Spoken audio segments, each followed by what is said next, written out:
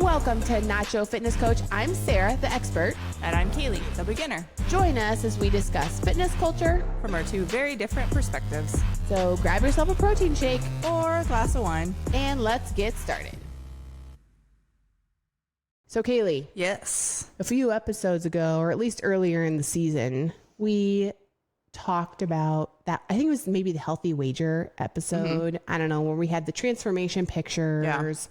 We briefly brought up social media and how that can just kind of impact a mental view upon like health and wellness goals. Yeah. And I was like, this would be a really great topic to dig deeper on. Yeah. Right. And I was like, I have the perfect person To have on.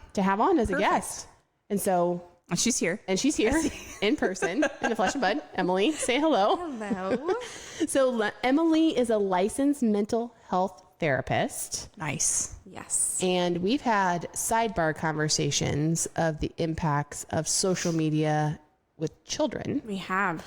Yeah. but we've not really discussed the side of it with adults No. And It's- there's a big side. and the big side. And especially as it relates to health and wellness Yeah. goals. The transformation pictures are really good marketing, but how does that kind of impact some things? So I know, here we go. Here we go. We're going to talk I'm about it. excited. I know. Yes. So happy you're here. I know. This I'm is getting excited to be here. I'm a little nervous. No, don't be nervous. Don't be nervous. We're good. It's just us. We're just having some girl talk. Sarah about- bites occasionally. You'll be fine. Kaylee tries to be funny, and her jokes like bomb on me With most you. of the time. Only with you. Only with you. You're a tough crowd. I just don't get them. I know. It's okay. Sweet baby angel. So yeah, when we had that episode, we talked about the wager, the bets, the pictures. Yeah, where you bet on your... Yeah, I think it was that episode, wasn't it? We should take better notes. I know. We should. Well, one of the episodes earlier in season 2, and it's a big. I would have personal training clients come in, and they would have a picture for me that they're like, "This is my goal." Yeah. And it's like, okay, let's just sit and talk about what it's going to take to get to that goal. But once you have that in your head, and social media is posting all like the best pictures out there, it's crazy. All the highlight reels of Yep.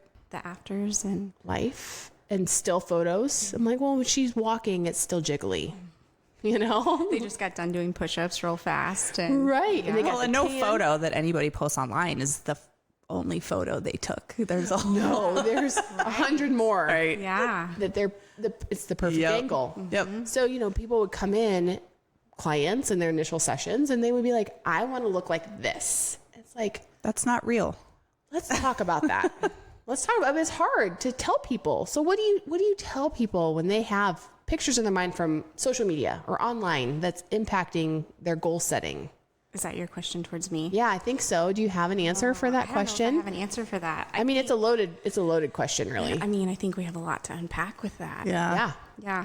Oh, yeah. I mean, can you be real with them? Are they in a place where they're vulnerable and they can accept what you're going to say to them? Or are they in a place where like, oh, okay, yeah, maybe I need to switch some things around and navigate this in a different way?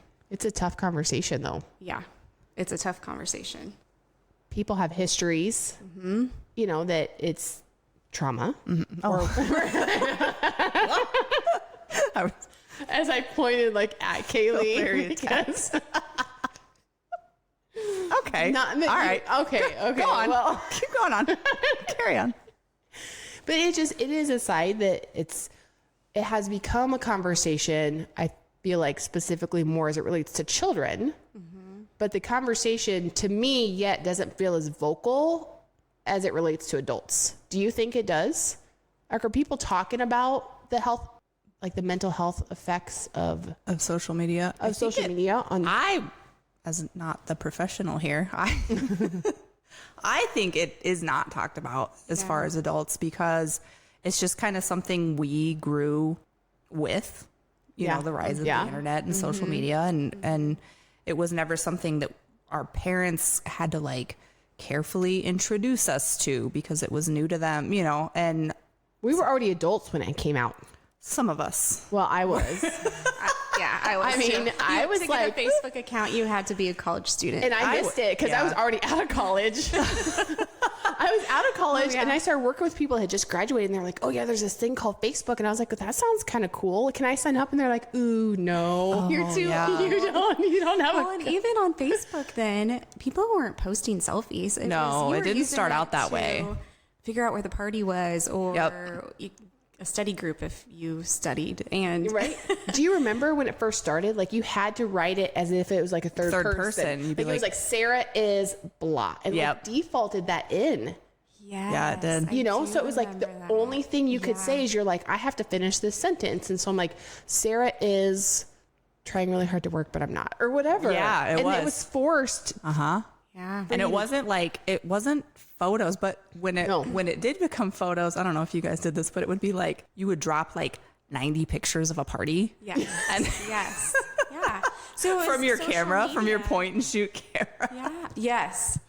You had to upload it with the Do a whole album. Yeah, the SD card or the USB. Yes. Yeah. Oh, man. Yeah, so social media originally was, formed for connection and community, and then I don't know. I mean, I can't even think. I think it just kind of took on a life of its own and has become what it has become. And I don't think that, we talk about at what age are kids, ready to handle social media, but there's a lot of adults that are not ready to handle social media. It's honestly. a lot. But I don't think that's talked about.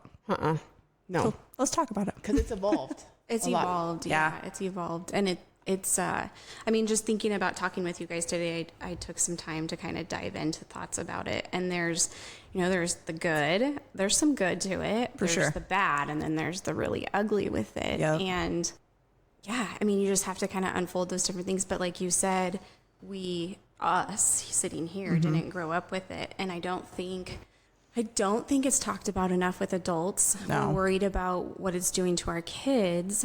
I think we're going to have a whole generation of what will be adults here in 20 years that, we have our gripes about our parents and their generation and how they parented and whatever. For us, it's going to be, my mom sat and stared at her phone 100%. all the time. Yeah, role modeling that for our kids, because it's easier to do that than to sit and read a book or be quiet in your thoughts. We don't do that anymore. We don't take that quiet time. I was just reading an article too about specifically about that, and how back in the day when you would go to the doctor, you'd check in or whatever kind of appointment, and then you'd sit in the waiting room, right? And you'd either make conversation with someone that was next to you, or you would stare at them and watch them, or you'd find a magazine or a brochure that you didn't really want to read, but you read it anyway. But you were aware of your surroundings. And now, even as adults, we pull our phone out and scroll or read a blog or read whatever, Twitter or whatever it is, and we don't interact with anybody in any way. Yep. And so then you also can't be mindful of like being present. It takes away that present piece of just in like, what are you doing right now? What are you shifting into? Are you going to a doctor's appointment? That's really scary. Can you think about it before? It's kind of an escape. Yeah. It really not is. feeling those emotions then. So you're like really disconnected, not only from the world around you, but you're disconnected with your own feelings because you just are like moving through the motion. Well, and I notice a big difference in eye contact from people. Yes. Like, people aren't used to talking to you with eye contact anymore. Like, I coaching some high schoolers, and I'm like, can you look at me in the huddle? Because their eyes are like, it's like they can't make eye contact. And like, you look at people when you're talking to them, but they don't anymore. They're looking at their phones. They're like texting people that are in the same room, Sitting right next to them. right next to them. And you're it's like, what is going, no. So we have to teach that, and we have to model it. And that's right now what I'm seeing, I've worked with youth so much, is that I talk to the parents like, you have to model it yourself. Yep. And trying to teach them as a family how to monitor their own social media or phone use. And if you're picking it up to do work, make it an announcement or do it in a certain area that the kids know, hey, I'm doing work right now. That's why I have it. That's what I'm doing. And so it's not just this like, I don't know, you just grab and just keep looking. Yep. Well, back in the day, if you wanted to get news, you had to sit down and you were reading newspaper. So somebody in the room knew, hey, they are They're reading the newspaper. They are getting the news. This is what they're doing. That is a hard thing about your phones, is because you can be doing a lot of different things. It could be work. It could be mind numbing, like social media scrolling. You could actually be reading the news, but the people in the room around you have no idea. Yep. And so if they're trying to get your attention or talk to you, it's like, is what you're doing more important than that or not? But they don't know They don't know. at all. And don't it's know. it's a wild thing. Yeah. But as adults, we have to be the ones that are mindful of that Yep. with We our have to. kids. But also then too, recognizing how your own habits through social media are impacting you personally. Yes. Your goals, your mental wellness, like, Yep. so Yeah, I think one thing that social media is really good at is telling us that we are not enough. yes. We're not enough at making the right meals. We're not enough at looking the right way. We don't make enough money. Don't I'm have not the perfect a good mom. clean house. Yeah. Don't drive the right car. Oh, I'm using the wrong pans. Like, it's everything. It is telling us we are not enough in every area of our life. Yep. And that's where I think when you talk about fitness, that can get you in a really deep, dark place real quick, because you're thinking fitness, I want to be healthy, but usually fitness, as It's physique related. is physique. Yeah. I mean, it has been. That's how I got started with it. Well, I mean, I was always an athlete. I grew up being an athlete, and I did see the unhealthy side of it, and I could feel myself like I had to pick a road. Yeah. But then once I was like, okay, I want to change my habits to not go down the unhealthy road. Well, what did I know to do? Focus on the physique goals, right? And it was like, okay, I want to know how I feel Yeah. in my clothes. Yeah. I want to know, I want to see a six pack. I want to do all the things. And so that's where I personally went directly to, was physique goals. Yep. But not that that's everyone. Yours were health Yeah. related. You just wanted to move more. But I mean, I'm definitely not immune from seeing, somebody else's transformation. And I'm like, it's like, because you don't see all the hard work that they put in. No. You just see the quick before and after. And it's like, why can't I just do that? Yeah. Well, you give up a 'cause lot. it took a lot of work. It takes a ton of work, Yep. and that's one thing, as somebody that was an outsider looking at fitness competitors, for me, I immediately thought, oh, they are just selfish, and that they, are only concerned about what they look like on the outside, because you just see that at the end. But then as I did a show and I was backstage, everyone is super normal. And a lot of them were just like, I'm proud of myself for being here, like this. And once you do it for yourself, you realize how much it does take, and the blood, sweat, and tears. And all of a sudden you're like, ooh, I'm actually really encouraging to people because I know what it took to get that. To get there. Yeah. I've always been really curious about that, because I was a power lifter, and that was totally different, where you weren't focused on physique. You were focused on how much you could lift. Yes. But I had to lose weight. I had to cut weight. Luckily, I didn't To get have in your class. to get in my class. Yeah. But luckily I didn't have to cut much. But I was always interested in the physique aspect. I just was so afraid that once I went there, it would be not good. Oh, I got mentally, I think I would get to a place where I either was pretty sad and down, and nothing was ever good enough. Right. So I never went that direction. But so tell me more about that. So mine started, I was proud of myself. Like, it was, okay, I found a new goal. Being an athlete, all I ever knew how to work out was to train as an athlete. So that was a huge shift for me to begin with, was first figuring out, okay, I don't have to go to a 2-hour practice every single day.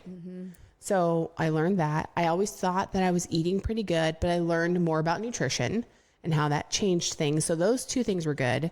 The first competition, I was like, oh, that was really fun. I'm proud of myself. Oh, I can do this again. Like, it was fun, right? And then it stayed fun for the next one. And then even one more, it was fun. But then all of a sudden it was like, okay, now I've seen some girls do a few different shows with me, and I've seen how much they've changed. And then my competitive side came out, and it was, oh, I'm not doing this anymore just because this is fun. I want to win. Yeah. And so then... Not you. No, not at all. No, not at all. So then when my competitive side came out, I wanted to win. And 16 weeks, I was perfect. I mean, I did everything perfectly. It was the best physique package I put together. It was, this is it. Well, and that's I a got whole this. mind trick in itself, trying to do that every day for weeks. Absolutely. And so then but then when you go through all of that and you're like, this is the best I've ever been, when you step on stage, you're still getting compared to other people. It is a fitness competition. Yeah. It's not just like, oh, gold star, you're better than you were the last show. Yeah. You're still getting judged. And so that fourth show, I was like cloud nine, super proud of myself. And then I was wrecked. I bawled for like 20 minutes in the bathroom after 20 I got minutes. done. Because I was like, What was the switch? it was because I didn't win. I was so like, She I would thought like for sure her, I was it going to go the pro. best she'd ever done. And Right. I was like, I'm going to get my pro card. Like, this is I'm going to do this. This is going to be my career. It's going to be part of my identity because I'm a pro fitness competitor now. And it was, And you weren't the finished, best. I finished top 10 at a world's competition, Yeah, but I'm it was not enough because I didn't get my pro card. I didn't get a medal, like top 10 medal, but that's different. And I just wasn't, what that does. Yeah. What that does to you. So I walking was away from that. done. I was like, nope, I'm not doing this again. And then I got pregnant, had Elle, and it was like, maybe I'll do like a comeback one, But then I crashed worse after that one because I was so proud of myself how I did it. Same thing. Started that morning thinking I'm so proud of myself, best I've ever been, like super accomplished with patting myself on the back. Well, you worked hard. Worked so hard. And I was like, I just had a baby 9 months ago and this is amazing. And now I'm stepping on stage. And then when the announcements, like the show results came on, it was just, I was crushed. Same thing. Didn't finish top. So I'm curious what that looked like after, like you said you cried after, but then like how long were the effects for you after that of your self-worth? Yeah. Oh, for sure. I mean, because the personal training gym that I was a trainer at in Kansas City, that was kind of their world, was the fitness competitions. And they heavily marketed to the 12 to 16 week transformations. It was kind of their jam. And so I felt like I even failed them, so walking back into work that day, it was, I failed you guys. I thought I was ready. I was going to go pro, like, because they even extra marketed their trainers that had pro cards and people would want to train with them more because they were pro cards. And it was just, it's a crash. I think like the hyper fixation on something like that, where that is your life for however long it takes to get there. And then for that, and you've heard about like Olympians and stuff like that going in and like they train so hard and it's hard. And then once it's over, they just have like no sense of purpose and then. Well, and that, I kind of went through it then twice, because you come off of being a collegiate athlete. Yeah. You don't know how to live life after, which you did too. Yeah. It's hard. It's hard. You're like, now what do I do with me? I'm so used to like going and Yeah. having to be at a certain standard. And then There's you no, have like- babies and the standard changes very fast. Yep. There's no detransition out of college athlete. No. Like all of a sudden you graduate and you're done and you're like, Yep. what do I go do now? Yeah. Well, I trained to run a marathon. Oh. I did that too. I was pretty proud of You myself. did? I didn't run a half, That's good. but it was in the marathon. Absolutely, world for realm, sure. Right? But that's what I think you default to doing is you're like, okay, what do I do? Oh, I guess I just become a runner. You see people running and that's just what your life is. So it's a lot. It's a lot. But you went through some of that then too. Yeah. Yeah. I think just in the last year, I have noticed that I really have thinking fitness, thinking eating. I think I've had some disordered eating, not in the sense of like bulimia or anorexia, but after babies not bouncing back like social media tells us we should, or everyone is, I think I don't know, I had kind of like a love-hate relationship with food. Yeah.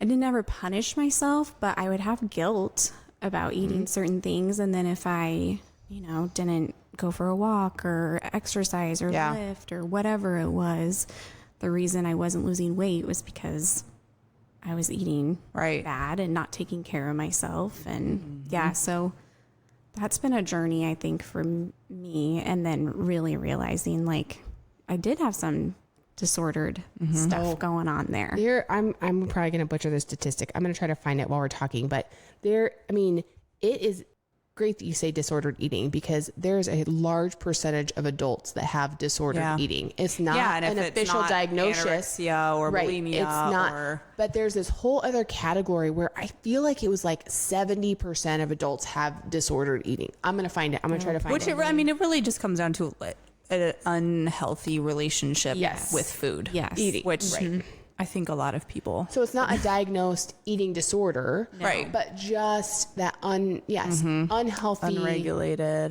yeah. That unhealthy relationship. Yeah. Yeah, absolutely. Yep. With regards to either behavior or feelings, that guilt that comes along with so much of it. Yep. Adults, I'm going to try to figure that out. And being in shape, looking like you're in shape, like the highlight reels on social media, does not equal healthy. Yeah. And I think so many of us see these women and these men looking fit and assume that means they're healthy. Yep. And they're not. It's not always, no. Yeah. And people that have those highlight reels, they don't stay like that. You know, when they're super lean, they'll take like 6 months worth of social media content while they're lean, and they will batch release it. And so you won't necessarily see, which is unfortunate, because you know what? I feel like if you're somebody that is a fitness competitor, or if you are a fitness influencer, somebody that's on social media, you should not play the game of, I look like this year round. Now, there are some people that do, and I know a few of them that are just really super dialed in. That's just their lifestyle, and they can do it. But a lot of them, they'll get super shredded for a show, stack up on pictures for I did not know months at a this. time. Oh yeah. And so then either. for 6 months, they'll just release out all their pictures that they took when they were shredded, and they won't necessarily show you Yeah. what their normal body fat percentage is. See? So this is where social media is not helpful. It's not helpful. No. It's just not, it's not real. None of it is real. Honestly, I can even look at my social media as, you know, I'm a stay-at-home mom, homeschool mom, so it's all a lot. a highlight reel. And stuff. And it's like, I can look at it and be like, that's all bullshit. Yeah. You know? You're like, it's the best. This is my favorite picture from the day. Yep. Like, but it doesn't show you all like the horrible ones that you're like, oh, Exactly. damn. And then it's like, I just need a moment. Man, I'm not going to find this statistic, but I know. So all my nutrition certifications from Precision Nutrition, and they've been the ones that I know that have talked about like disordered eating. You're looking for like what? Yeah, percentage. What you should know of- about disordered eating. So disordered eating is a complicated phenomenon. I think it would be so hard to pin a number on that. It because should be it's like, viewed as a set of behaviors and experiences rather than specific narrowly defined medical condition. Eating disorder. So that's disorders, though. Those are actually ones that get conditioned. There's no single cause, cyclical in nature. Lots of just types, but then it can just be a lot bigger. Yeah, So- I don't think that it would be probably super diagnosable, because those I people wouldn't aren't think going so. in and, No. and saying, I mean, or I can You look don't back. even it's not know. noticeable. Or sometimes you're not even aware about the fact that your Right. habits do technically classify you as disordered eating. No. I just read about disordered eating for the first time probably a couple months ago, and I'm reading through it and I'm like, oh, there have been plenty of, you know, periods of time in my for sure. life where I'm like, you know, I won't eat until, you know, 2 p.m. and then it's a super unhealthy meal, and then, you know, and then like binge right before on super, you know, crap food right before you go to sleep, and just a really unhealthy pattern of eating. And it's not me trying to, you know, have any one goal with it. Right. It's just an unregulated, unhealthy Pattern. Yeah, kind of an unconscious, you know, it is. Yeah. behavior that we do until we really start to understand what it is and educate ourselves. Because I think there's so many people out there. Yeah.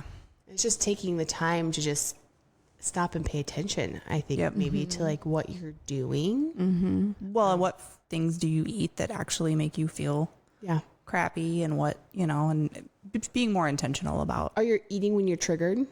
Like, are they the feelings of Right. stress or emotions? Or, I mean, it's unpacking a lot. It is unpacking a lot. Yeah. A lot. So, but it's crazy. And just those pictures, I do feel like on social media just can very incorrectly taint people's health and wellness goals when it should be they should be healthy. It should be healthy. Yeah. You know, and it's about how you feel. And are you eating a nutritious diet with like the colors, which can be difficult to do, and you got to be intentional and break the habits. But And it takes work. It's not fast and easy. No. You have to, it can become very overwhelming very fast. I feel like that's what's happened to me lately, just on my health journey, is I just like feel like I'm saturated with, or I'm trying to learn how to maneuver this. Yep.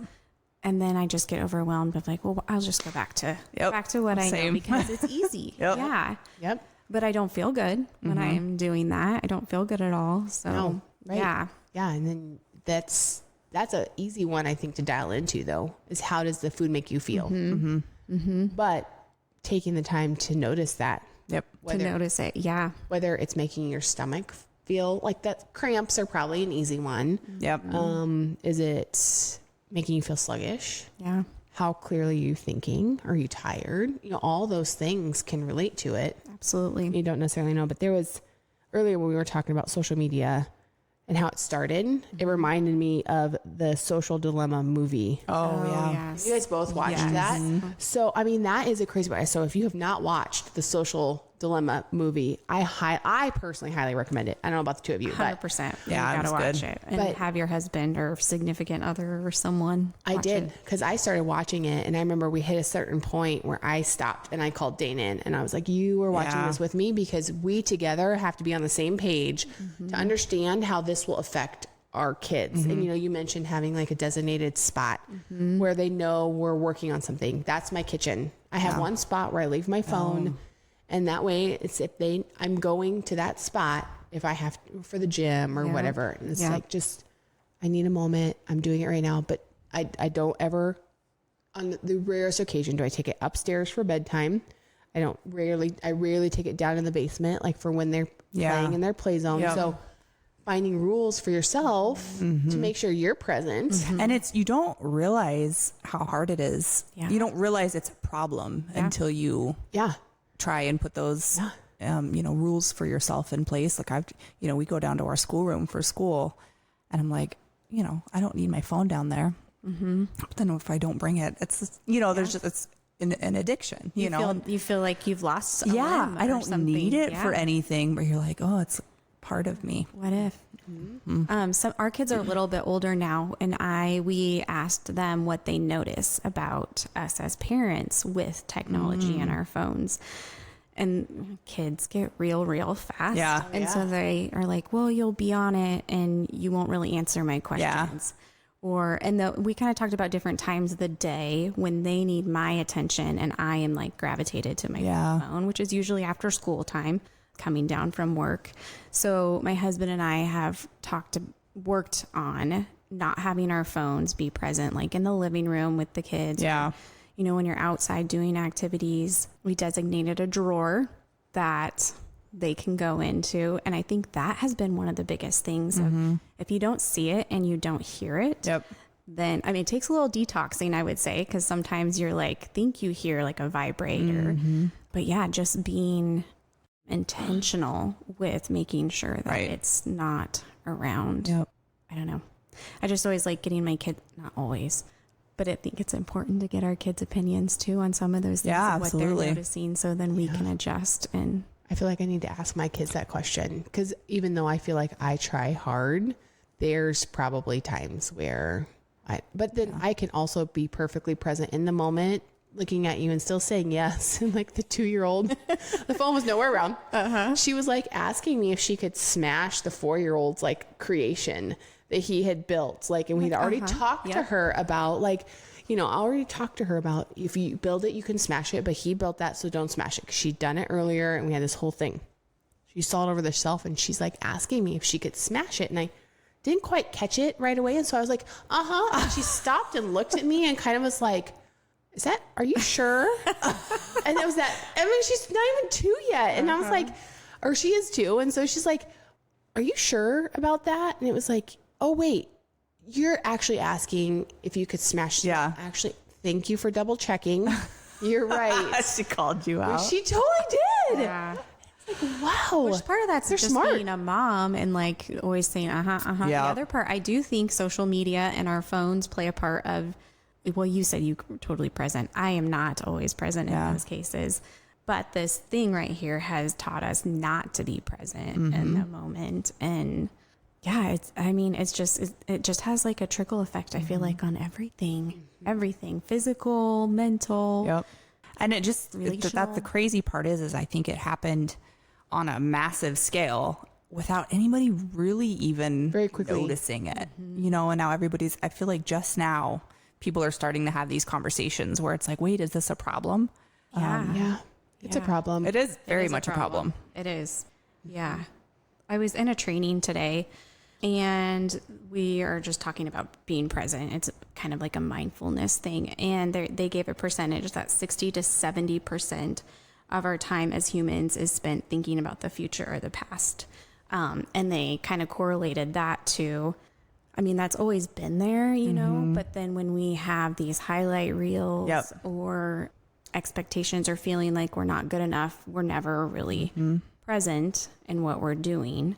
But I thought that was in our, and then I don't know, I could go on a whole thing here. But then, what are the things that we're telling ourselves too in those? Yeah. Like what's the narrative that we keep telling ourselves? So as I look at this woman that's 2 days postpartum that looks like she's, you know, fit, like, I don't know. And it's funny because they're posting it, when somebody posts something like that, I think they're doing it for themselves because the feedback that they get makes them feel good about themselves. That's why we all post about our lives, is you want that positive feedback, not realizing that somebody else is going to look at that and it's going to make them feel crappy about themselves. I don't know that, I don't think that's anybody's intention. No. One thing I started doing a little over, I think it's been 2 years now, a year and a half. I went on my Facebook because Facebook is one of those things you just scroll and scroll and scroll and scroll. And it's all this unsolicited information about people's lives. You know, or opinions, unsolicited opinions. Well, yeah, and then you get, you know, and I'm like, I want the status updates back. Can we just go back to the Emily well, is there there on it the is. couch. I Because think I want to see the rest of it. COVID really did a number on like, you know, as far as People's how, opinions. Yeah. But so what I did was I just went and unfollowed everybody and everything. I don't follow any of the groups. I still have it all. I didn't like unfriend everybody. It's still, Yep. and That way you can check if in. I want to go, like, I'll be like, wonder what Sarah's been up to. I'll go. And then so I had a friend ask me when I did it, she's like, well, what if you like forget about somebody? And I'm like, well, that's probably then I fine guess then. it wasn't all that important in the first place. And it has been a huge like game changer. Just, it's not all this like noise, extra information So in much your brain. noise. Yeah. And you don't know how you're going to deal with it or manage it. Or it's like, Well, because one thing can change your mood. You know, you're scrolling Facebook and it's like one person's opinion or one person's this or that. It's just like it can change the way you just felt. and and then that's that creates crazy. that narrative of what do you tell yourself all day long? Something that I like to do with clients that I work with is we talk about self-talk and we really dive into like what are the things that you are saying to yourself every day, and are those things that you would say to your husband or your significant or your best kids, friend. your best friend. And we deep dive into that with them, like doing a journal and keeping track of what they say and then replacing it with the truths instead of the lies and the narrative that we keep telling ourselves all the time. And so like right off of that, social media, that definitely creates a lot of that narrative. It really does. And because you don't even realize how it affects you until it's over. You know, if you are scrolling, you don't even realize it's that specific mood at that time, that post, all of a sudden will set you off, which another day or time or whatever, you probably would have not even thought anything about It's like it. But you just don't even know stupid until it stuff. hits you. Like it's like, you know, it's December 1st and I'm like, oh, so-and-so put up her Christmas decorations and I haven't done that yet. Why am I so worthless and lazy and why can't I just go get out my, you know, and it's stupid stuff. Oh yes. Yes. That you shouldn't even know about. No. Really. Like the FOMO. Growing up, we didn't have FOMO until we went back to school on Monday and found out we weren't invited to the party. You know, And now they know we all know right away. We're not and there. you sulk in it you sulk all in it. weekend. And you just feel miserable that you weren't invited. Why was I not invited? But yeah, back in the day, you'd find out about it and you maybe pout about it for that day and then it was over. Yep. Yeah. It was over. Yeah. It's over. Wow, what are we doing to ourselves? Well, I think we need to go It's back wild. to just no phones and no social media. You know what? I'm all for that. I've actually advocated just in our house having one no technology day, like whether it's a Saturday or Sunday. It has to be a weekend where it's like, no, we need to be mindful and present with each other, not just us with our kids, but with each other. Like the entire day, You don't need it. I know we feel like we do, but Yeah. it's a lot. It is a It lot. takes practice too. I mean, it does for us now because of this distraction. I think back when we were younger, we were outside playing with friends, or our parents were raking leaves or whatever. We filled our time. But yeah, you have to like figure out how to do that. I think it's hard to do one day if you're doing like technology all of the other days, because they say that it could take up to like 3 months to fully detox from a device if you're using it that frequently. Oh, I don't doubt that. I think I could do that though. I really think I would be yeah. totally fine without having my phone around for 3 months. We've thought about getting rid of the TV. We have 2 TVs, one upstairs and one downstairs, and then our kids, we don't have any tablets. They don't have any phones. We got a landline. So our kids have We have a landline. they had to memorize all their friends' phone numbers. Growing up, one of the things that always made me think twice about who I was calling was knowing that their parents were probably going to answer the phone. You know what I mean? You had to say who you had to ask for the person. You really had to want to talk to that person because you're like, if dad answered that phone, he's like, hi, can I please talk to so-and-so? Well, and that's what's crazy about the fact that these devices are phones. They derived from phones, audio conversations. And they're not used for that anymore. And now it's like, I actually still sometimes, and yeah, you've been on the receiving end. I've called Sarah before because sometimes I just like whatever it is that I need. I just need like an immediate response, or it's going to just be more of a conversation than I want to have over text. But like the first time it happened, I was like, did you call me? hello? Like, is something wrong? Why are you calling me? Was that a butt dial? Or no, it was intentional. Oh, okay. I mean, let's talk on the phone. Like I didn't know this did this. This is a real thing. I mean, I use it to call and like make appointments and stuff, but really anymore to talk to friends, I don't. That's kind of sad. We should. It is sad. Talk more. That's what my husband's always like. I'll be like, oh, I was talking with this friend and we were talking about this and she said this and I said that, and he's like, were you talking or texting? yeah, exactly. Were you talking? Was this over a phone call or text? And then I'm like, it was text message. He's like, okay. Well, you were Did talking he to her text then. later? Yes. Yes. So, I don't know. I mean, it is pretty crazy. Just all of it. It is. Yeah. All of it. And So a I lot don't know of if I answered any of your questions. You totally No, I answered like all we the went on questions. This has been great. We went a long way. Sarah and I have a way of taking a topic and completely derailing it. And then we're like, what were we talking about? What was this episode about? supposed to be about? But I think we stayed pretty close Stayed pretty close. today. Was there anything else that you wanted to touch on before we? I'm trying to think. So You'll think of a million things I know, tonight. I'll think That of- happens that's why I was every like, day. That's have all okay. the- We I have all record these more notes. episodes. Okay. So, yeah.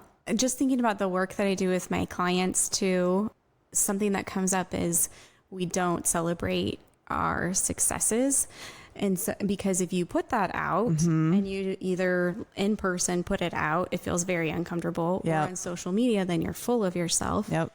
But related to like fitness and mental health, if we don't start to celebrate like our little successes that we make, whether that's feeling healthier or working on your mental health or a relationship, we're not going to continue to make any sort of progress. Right. So I think that's something that's really important, instead of, hearing that narrative all the time that's negative or that I'm not enough. We need to kind of do the opposite and start acknowledging our successes so we can keep moving forward. Yeah. Those baby steps, because that's what it takes. You're not going to just take that leap. It's got to be all the little things that add up over time.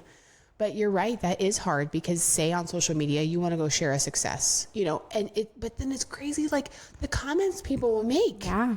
And it's just like, you would not say that to somebody in person. Yeah. They posted it because they wanted to share that they were super happy and healthy, or happy about some milestone in their life, personal journey, share it. And so it's so sad That's right. Yeah. how it goes down that way. So then, what was supposed to be a happy event turns into a negative event. It does. Yeah.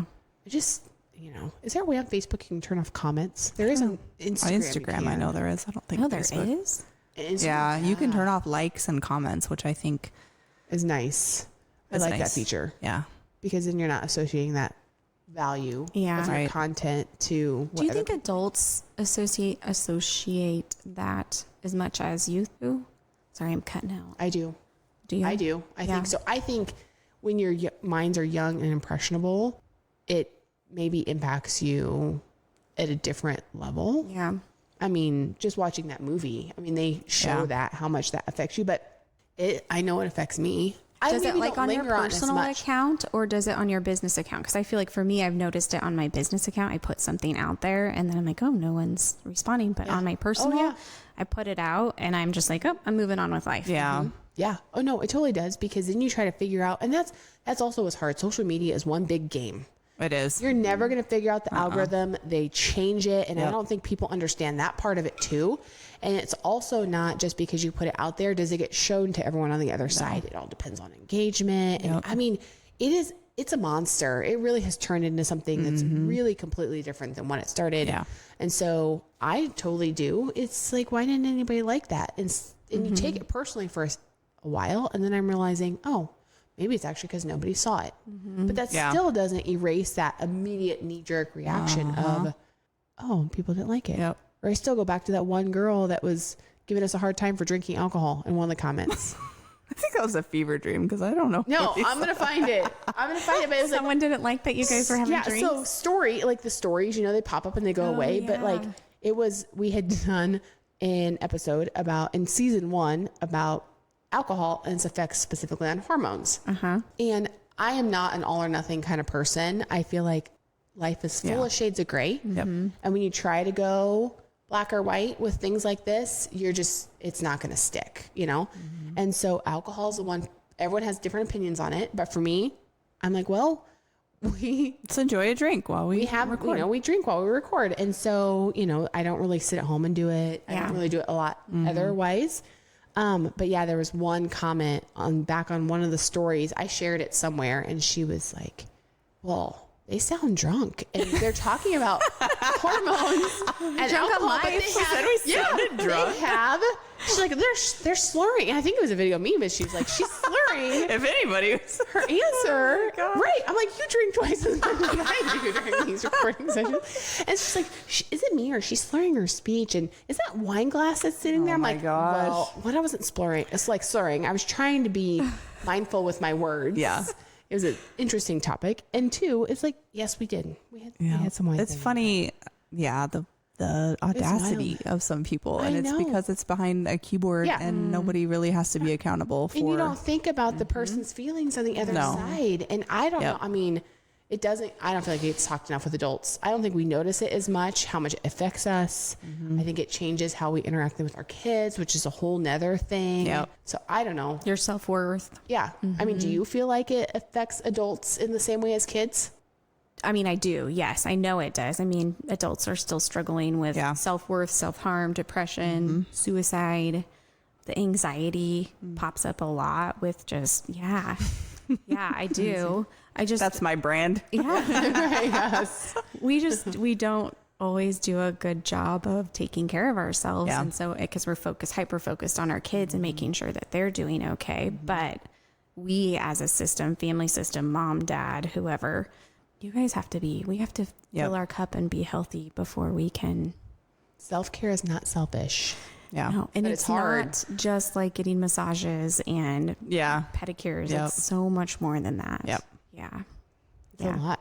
And just knowing what it takes for you specifically to feel good and healthy, because that's the way you can be the best for everyone else around you Yeah. then too. So it's a lot, but I don't know. I mean, it's good stuff. It's good stuff. Worth This has talking. been- Yeah. has been I know. good. So thank you for joining us tonight. This was like super fabulous. So how can people find you?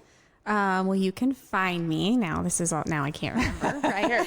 You got So my business is my private practice. I'm opening a private practice after 12 years of practicing in an educational system, doing therapy there with kids and families. I will have a practice here in Aurora, Nebraska. Can you guys tell where we're at? we say it. Yeah, we People kind of know. Okay. I think they pieced it together at this point. And then another location once a week in Lincoln. Victress of Lincoln. I don't know if you guys, so it's a women's fitness facility and or wellness facility. Yeah. So they do training, strength training. They do a lot of like education on perinatal, pregnancy, postpartum, menopause, perimenopause too, and then some youth stuff. And so they're working in, they have PTs, they have acupuncturists, they have nutritionists, and then they wanted to add in mental health services for the women there too. So do you have a focus of what you're going to do there, or just anyone? So I'm specializing in women. Okay. And so whatever issues arise with that, typically the women that I see are pretty high achieving women, perfectionists that might be struggling with, some stuff in life, or anxiety, I see a lot of anxiety. We're all anxious. Yeah, I know. I can't even say the word. I'm so anxious about it. Anxious. Yeah. But there's a difference between being anxious and feeling anxious and actually having anxiety. Would you agree with that? Or do they kind of just come hand in hand? Yes and no. Yeah. Okay. Yeah. Okay. Yes and no. Okay. Yeah. I know what you mean. That's a whole nother. We could do all of that. Okay. We need to do a whole. We'll peel back the layers on Kaylee on that episode. Because I'm like, I don't know, but that, okay. Yeah. We should. So specializing in women's mental health issues, families, and still some teens. I still want to see some teens because I think it's important as I work with moms and women and families that I know what's going on with those kids. So you can find me in Lincoln location. You can find me in Aurora location. And I also do telehealth services too. So Truth Redefined. So truthredefined.com. Okay. All lowercase, TRUTH dash, like in a phone number. Okay. And then all lowercase redefined.com. Okay. You can find me on Instagram. Now that we're talking about all this social media, Right. I don't have a lot of posts because I'm not a huge social media person. That's but why I I'm gonna work outsourced on all it. that. I Yeah. outsourced it. Oh, I need to do that. Just outsource it. So It helps my mental. Yes. Yeah. That's Truth Redefined _ So Truth _ Redefined. And then, at my website, you can email me or call or whatever. So awesome. Emily Haig, Truth Redefined Counseling and Coaching. And specializing primarily in women. Primarily in women. Mm-hmm. Very good. Yep. Very cool. I love it. Well, I feel like we also have come up with some new topics. Yeah. We'll have to add to season 3. This is like double the length of Yeah. What are you going to do? We probably should have done like a part 1 and part 2. Well, it is what it is. Maybe. Whatever. Can you cut it? Fine. Can you cut We it? might have to. We might have to say, see. you know what? Or just roll with the long one. No. Well, I kind of like that too. It's not so bad every now and then. Nope. This is a lot of really great information. So thank you for being with us. Thank you so much. Thank you so much for having me. Do you love or hate this conversation? Love it. I love this conversation. I think it needs to be had more For sure. because you got to know it. Yeah.